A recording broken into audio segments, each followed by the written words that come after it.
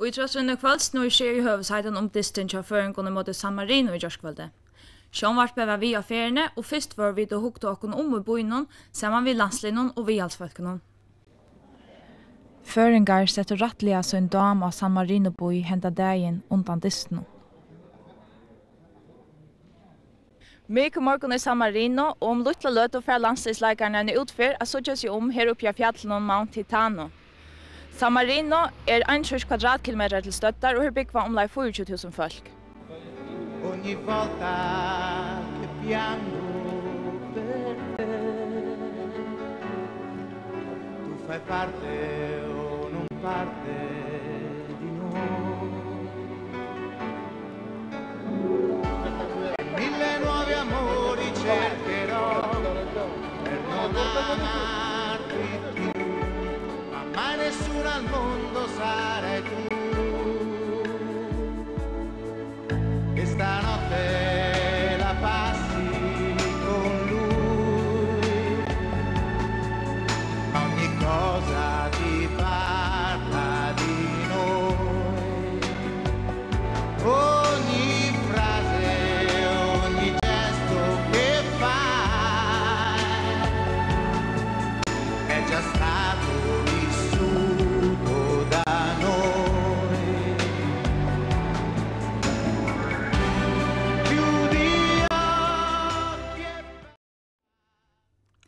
Kvöldet fyrir distin var leikarne saman til latta venjing, og ta var dåliga gitt av sujulinjeni hverje leikare måtte færa vera vi fra byrjanne. Vi tåsa og eisen vi venjaren til San Marino vånene til Taimon. Han gav vekkjenen I fyrjon skyldene fyrir at her tappte fyrra distin.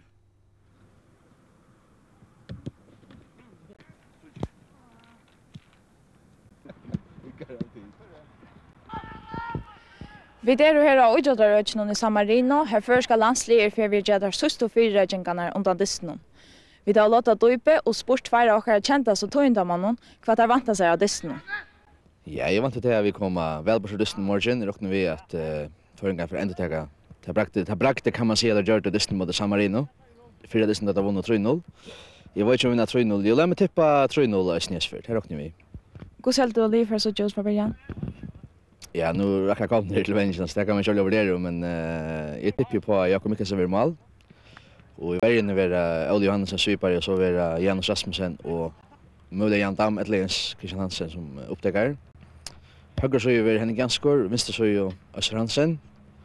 Och med var alla mörskor Magne Janskor och så andra var Jan Dam Edla Christian Hansen och allt med så Todd Jönsson och Jan Lammeler. Jag kan inte gå helt att för gängas I andra kväll. Ja, jeg sjåvan det inte ringt med men jeg hei råkna vi at vi skulle haft en gåan chans just nere distan. Vi vunnet jo den 4 distan 3-0 heimavedle.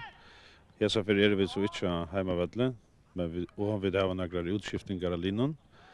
Men jeg trykker vi ikke at dette li verre enn det li som spalte senast mot Russlandet, så jeg trykker vi til at vi får godt utslut. Og hvordan helt du li for så ut fra början? Ja, det sån här spårningen för över Malmö råknar vi som är nog så spännande. Jag har alltid där flera som vet att hesa för Jakob Mikkelsen chansen. Så det väl Magne Janskor han kommer in naturligt. Jan Dam kommer väl in naturligt. Och jag råknar vi att bäge Jan Allan och Todd vara vi och man ingenjörer där skulle göra mål och helst näck mål. Førjar vunno heimadistinu mot San Marino I mai vi 3 målen mot Jankon. Vånenar undan hesun distinun var I eisen I høve gåar, hoas monko avboin I hesa fer.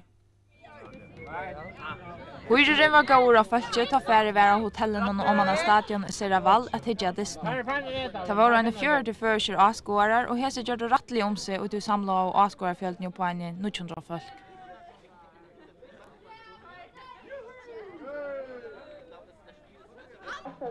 Sjølt om distren byrjar I klokkan 8:30 kvölde, var vøtleren vel upplyster.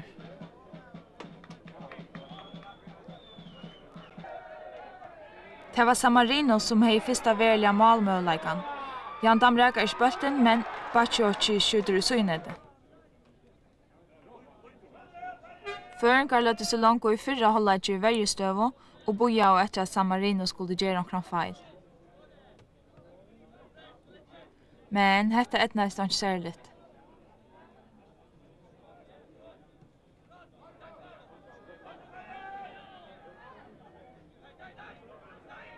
Og her missar der bølten. Her en førsko mølage, men Henning røkker ikke.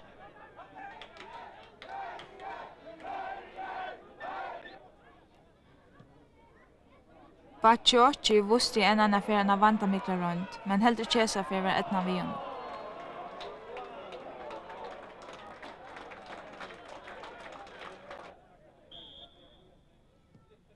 Efter ett skott från San Marino, men Jens Martin för bälten. Nu är omlai 4 minuter farner, inkast till följer. Jens Christian skjuter bälten in 4. Tote skorar till 1-0 för Följe.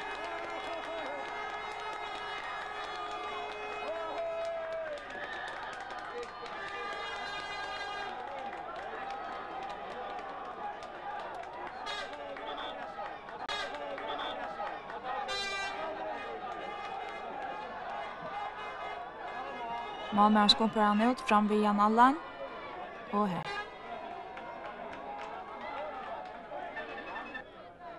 Gott 5 minuter sedan efter inkast. Henning Janskor skjuter in 4.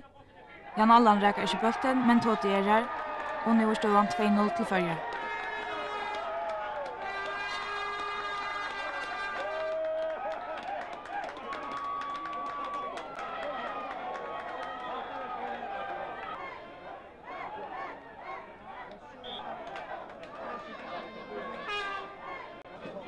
Detta var stående i hållarsen, men vi halsfälsene vill jag ha mer.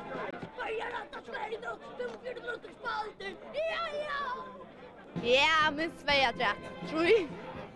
Nu är det väl för nöje? Jo, klart. Att som det säger klart det ordentligt väl. Ja, vet du gott av vet det som vi säger i Jörskvold, eller säger Jörskvold i Arnisten. Vad tar du över mer? Nej, inte nog Tote skor hattrick. Nej, det är aldrig. Gå klar sig det. Det är rysligt. För att vi får ganska mer. Kan Jesper inte vi oss. Att det fyra mål var en herrans slattigt och 17 var gott. 17 hållarkor och föringar är ju alla uppe. Tote in till Jan Allan, men han räcker inte bulten. Att centren i annan hållark för San Marino ett frusparsk och nu är 2-1.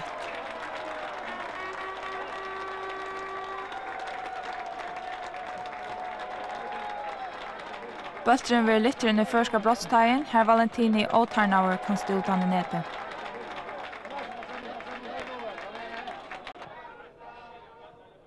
Två 3 minuter är farner. Jens Christian skjuter längt fram till Tota.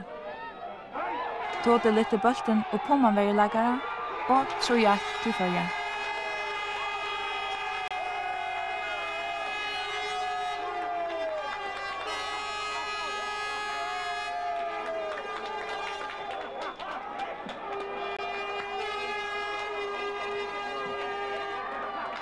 Kom och fluktar han i nätet en sån perla.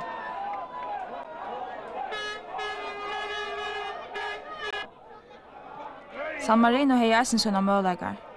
Här är Montagne som är pura fri.